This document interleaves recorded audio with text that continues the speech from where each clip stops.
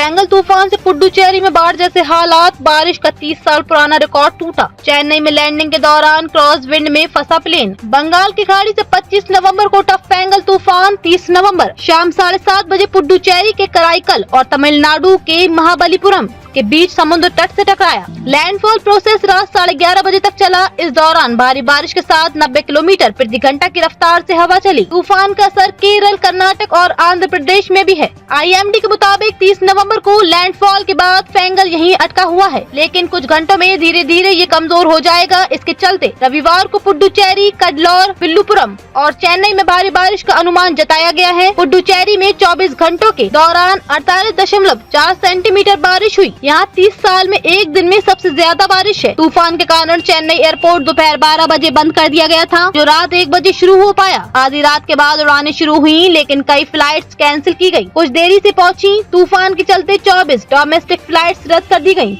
26 international flights में देरी हुई। चेन्नई एयरपोर्ट का एक वीडियो सामने आया है, जिसमें लैंडिंग के दौरान इंडिगो की फ्लाइट क्रॉस विंड में फंसकर लहराने लगी। पायलट प्लेन को वापस उड़ा ले गया। घटना को लेकर इंडिगो ने कहा कि मुंबई चेन्नई फ्लाइट 6E683 भारी बारिश और तेज हवाओं में फंस गई थी।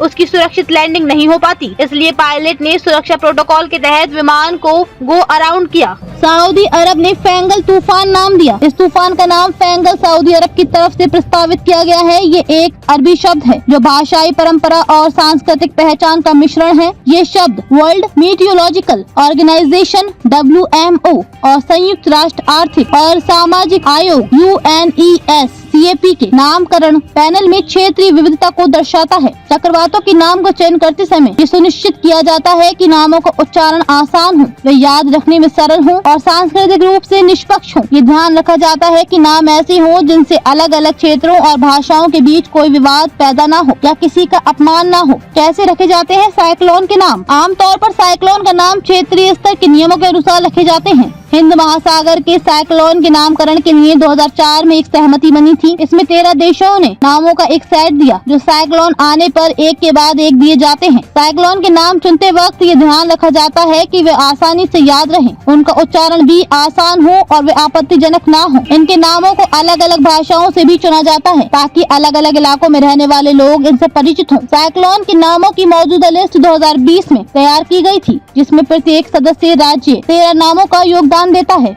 इन नामों का इस्तेमाल रोटेशन में किया जाता है, किसी भी नाम का दोबारा इस्तेमाल नहीं होता है। यानी हिंद महासागर में आया हर साइक्लोन अलग नाम से जाना जाता है। उदाहरण के लिए फेंगल नाम का सुझाव सऊदी अरब ने दिया था। इसके बाद अब जो भी अगला चक्रवात आएगा उसका नाम शक्ति रखा जाएगा और इस नाम को श्रीलंका ने सुझाया है।